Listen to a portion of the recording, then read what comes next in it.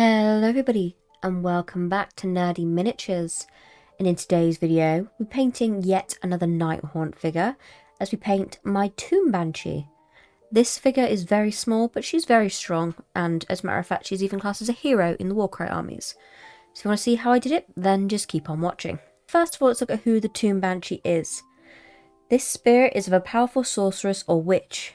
The Banshee spends its undead eternity shrieking a lament for the life of power that it once knew, and the peace of death that it will never attain. This lament can freeze men's souls, burst their hearts, or leave them paralysed with terror, as the eternal Banshee passes straight through their weapons and shields to deal with them in person. As I said, quite a formidable little lady. So let's get on now to how I painted the figure. To begin, I sprayed the figure using grey cere, before moving on to the skirts of the figure. Using Mechanicum Standard Grey, I painted the outer skirts of the figure, and I built this up in 2 coats before moving on to the underskirt. For this, I used Rust Grey, which is a bluish grey tone, just to add a subtle contrast without making it too bright.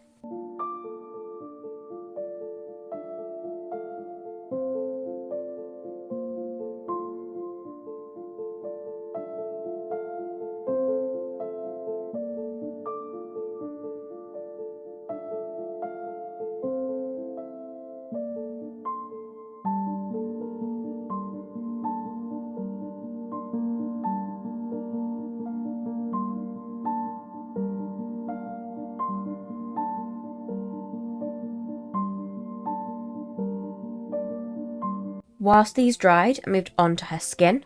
For this, I used Celestra Grey, as of course she is a ghostly, ghouly girl, so therefore she needs to have pale skin to match it.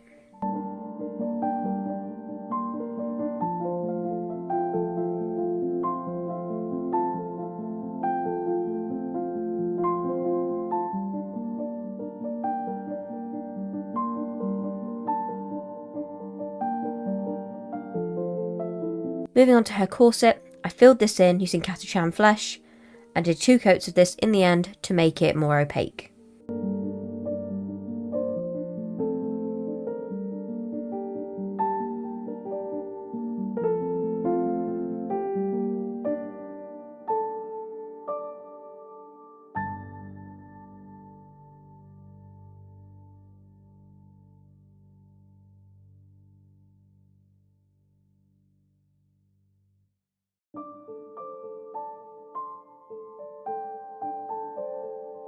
Moving on to her armour now, she has a small armour piece that wraps around her shoulders.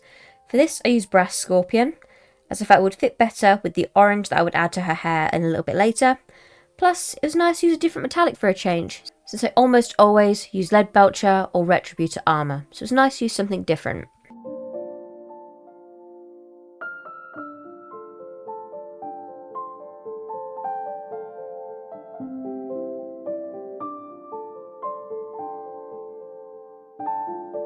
Speaking of that orange, I next moved on to her hair. For this, I used Lugganath Orange and covered her entire head with this before painting her dagger using the same brush shade as before.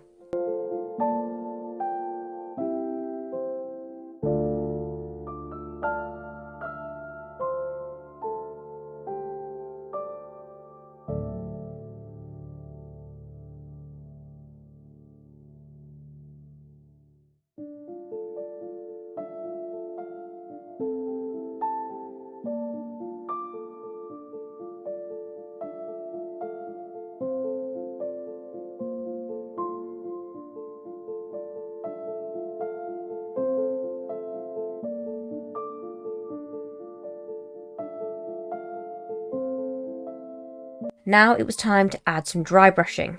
So starting with Lothern Blue, I dry brushed this over her skirts. I actually love how this looked over the grey and bluish grey shades I'd applied, as it really tied in the undead look I wanted.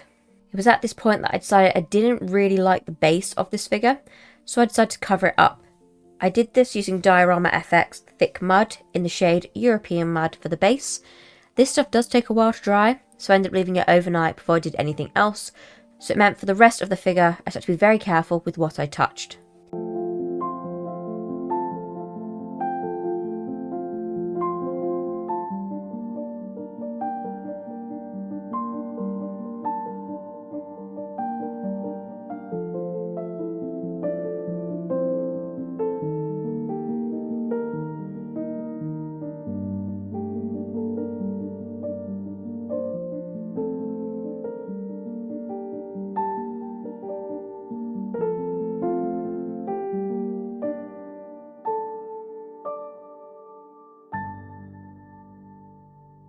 Moving back onto her hair, I use the shade Troll Slayer Orange and a small brush, sweeping it down in small strands over her hair, just to add a subtle bit of dimension for going back in with the dry brush.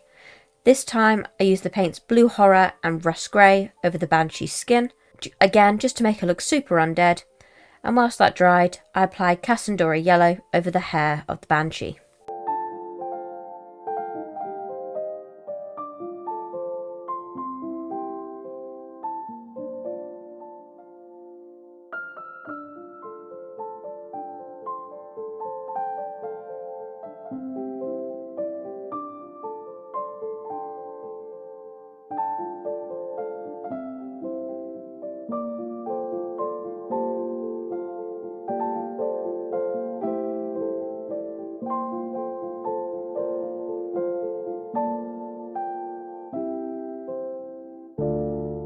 For the final steps of this mini, I applied Nuln Oil all over the body, letting it sink into all the crevices, before painting over the mud that I did the night before using Astro Granite to finish it off. And that is it! Yet another Nighthaunt figure added to my force, and I'll be looking forward to seeing how she performs in a future Warcry army.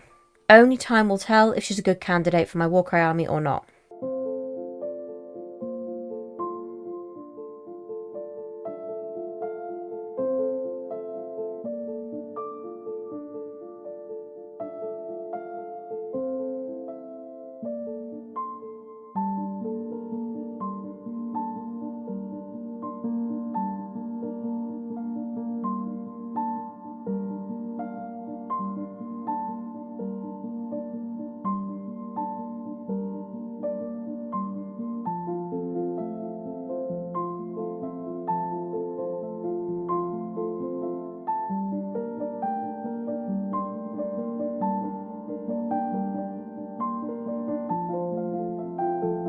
Down in the description you will find two links. The first to Mr. Nerd's channel, so if you enjoy MMOs and action RPGs, then please feel free to take a look at that. And if you enjoy fantasy lore on topics like Tolkien and Warhammer and many more, then please feel free to have a look at my channel to see that.